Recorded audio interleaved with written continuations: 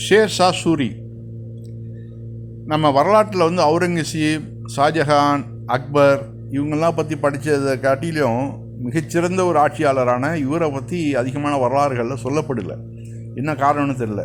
ஏதோ ஒரு மூலையில் ஷேர் ஷா சூரின்னு சொல்லிட்டு போயிடுவாங்க. ஆனால் இவருடைய ஆட்சி காலம் மிக சிறப்பாக இருந்திருக்குது.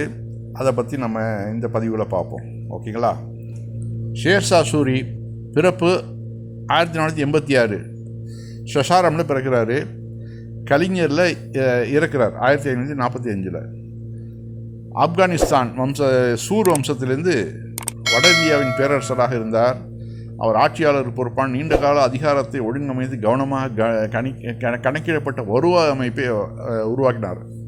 அதில் ரொம்ப முக்கிய பங்கு வச்சிருக்கிறார் வருவாய் அமைப்பை உருவாக்குனதில்.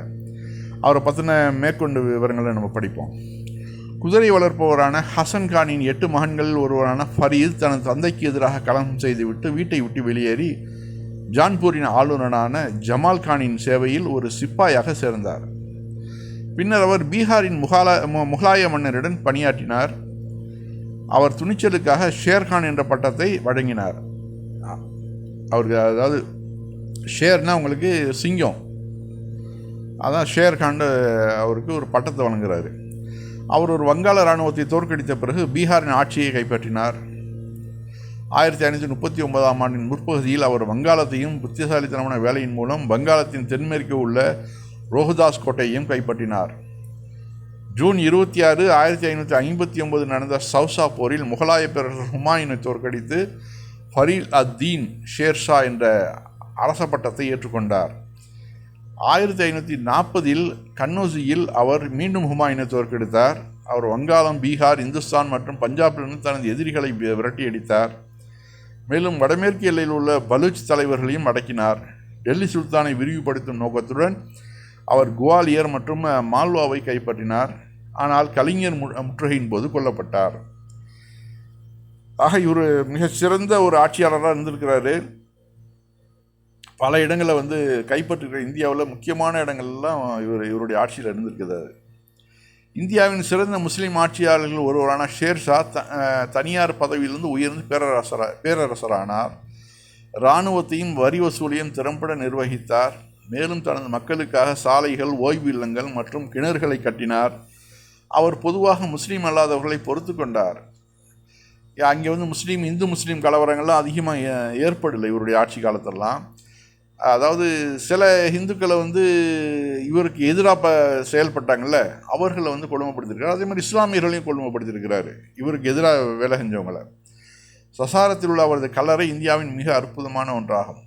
இயற்பெயர் ஃபரீத் கான். பிறப்பு 1486 ஷஷாரம். இறப்பு அந்த பேட்டில் ஃபீல்டில் தான் அங்கே வந்து இறந்து போகிறாருன்னு வச்சுங்க. அது அவருடைய ஆட்சி எப்படி இருந்ததுங்கிறதுக்கு ஒரு சின்ன ஒரு தேடலை பார்ப்போம். சூர் வம்சத்தை நிறுவியவர் ஷெர்ஷா. அவரது இயற்பெயர் ஃபரீத்.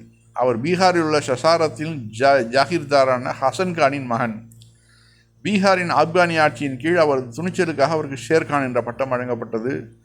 ஷேர்ஷா சூரின் வெற்றிகளில் புத்தேல்கண்ட், மால்வா, முல்தான், பஞ்சாப் மற்றும் சிந்து ஆகியவை அடங்கும். அவரது பேரரசு அஸ்ஸாம், குஜராத், காஷ்மீர் மற்றும் நேபாளம் தவிர முழு வட இந்தியாவையும் ஆக்கிரமித்தது. அவரது ஆட்சி 5 ஆண்டுகள் மட்டுமே நீடித்தாலும் அவர் ஒரு சிறந்த நிர்வாக அமைப்பை ஒழுங்கமைத்தார். மன்னருக்கு 4 முக்கியமான அமைச்சர்கள் உதவினர். 1 திவானி விசாரத் அல்லது வசீர், வருவாய் மற்றும் நிதித்துறை பொறுப்பாளர். திவானே அரிஷ், இராணுவ பொறுப்பாளர். திவானே ரசாலத், வெளியுறவு அமைச்சர். திவானே இன்ஷா, தகவல் தொடர்பு அமைச்சர். ஷெர்ஷாவின் பேரரசு 47 சர்க்கார்களாக பிரிக்கப்பட்டது. அந்த காலத்தில் எந்த அளவு ஒரு நேர்த்தியாக அவர் வந்து ஆட்சிகள் வந்து அமைக்கப்பட்டிருக்கு பாருங்கள். அடுத்து ஒவ்வொரு சர்க்காரும் பல்வேறு பர்கானாக்களாகவும் பல்வேறு அதிகாரிகள் பொறுப்பாளர்களாகவும் பிரிக்கப்பட்டது. ஷிக்தார், இவர் இராணுவ அதிகாரி. அமீன், நில வருவாய். ஃபோடேதார், பொருளாளர். கர்குன்ஸ், கணக்காளர்கள். எக்தாஸ், பல்வேறு நிர்வாக பிரிவுகள். ஷெர்ஷாவின் கீழ் நில வருவாய் நிர்வாகம் நன்கு ஒழுங்கமைக்கப்பட்டது. நில அளவீடு புத்திசாலித்தனமாக செயல்பட்டது. அனைத்து சாகுபடி நிலங்களும் 3 வகுப்புகளாக வகைப்படுத்தப்பட்டன. நல்ல, நடுத்தர மற்றும் கெட்ட அப்படிங்கிறது மாதிரி 3 வகையாக பிரிக்கிறாங்க. மாநிலத்தின் பங்கு சராசரி உற்பத்தியில் 1/3 பங்கு மற்றும் அது ரொக்கமாகவோ அல்லது பயிராகவோ செலுத்தப்பட்டது.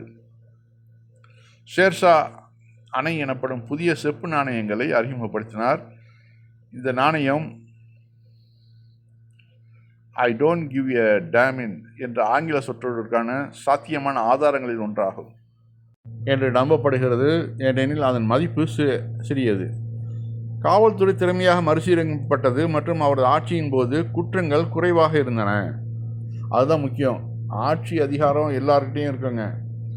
ஆனால் அங்கே மக்கள் நிம்மதியாக இருக்கணும், குற்றங்கள் ரொம்ப குறைவாக இருக்கணும். அடுத்து, காவல்துறை திறமையாக மறுசீரமைக்கப்பட்டது மற்றும் அவரது ஆட்சியின் போது குற்றங்கள் குறைவாக இருந்தன. அலாவுதீன் கில்ஜியிடமிருந்து குதிரைகளின் முத்திரை குத்துதல் போன்ற பல யோசனைகளை ஷா கடன் வாங்கினார். ஷேர்ஷா 4 முக்கியமான நெடுஞ்சாலைகளை அமைப்பதன் மூலம் தகவல் தொடர்புகளையும் உருவாக்கினார். சோனார்காவன் முதல் சிந்து வரை, ஆக்ரா முதல் பெர்ஹாம்பூர் வரை, ஜோத்பூர் முதல் சித்தூர் வரை, லாகூர் முதல் முல்தான் வரை இந்த பெரும் நெடுஞ்சாலைகளை அமைச்சது இவர் தாங்கிறாங்க. அங்கே பாருங்கள், அவருடைய ஆட்சி அதிகாரங்கள்லாம் எந்தெந்த இடங்கள், லாகூர் பாகிஸ்தானில், இப்போ பாகிஸ்தானாக இருக்குதுல்ல, அது வரைக்கும் இவருடைய ஆட்சி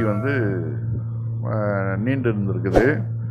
லாகூர், ஜோத்பூர், டெல்லி, ஆக்ரா, குவாலியர், மண்டு, பாட்னா, குனார், கவுர், அப்படி இந்த அஸ்ஸாமு, பீகார், இப்படியே வருது, டெல்லி, லாகூர் வரைக்கும் இவருடைய ஆட்சி இருந்திருக்குது. 5 வருடங்கள் ஆட்சி பண்ணாலும் ரொம்ப சிறப்பாக ஆட்சி பண்ணியிருக்கிறாரு. இவருடைய ஆட்சியில் மக்கள் நல்ல நிம்மதியாக இருந்திருக்கிறாங்க. அந்த வகையில் இவரை பற்றின அதிகமான வரலாற்று குறிப்புகள் நம்ம வரலாற்று புத்தகங்களில் இல்லை. முகலாயர் ஆட்சியில் எல்லாரையும் சொல்கிறப்ப இவருடைய குறிப்புகள் ரொம்ப கம்மியாக தான் இருந்திருக்குது. அதனால தான் இதை நம்ம கொஞ்சம் பார்ப்போம் அப்படின்னு சொல்லிட்டு தான் இந்த பதிவை நான் போட்டது.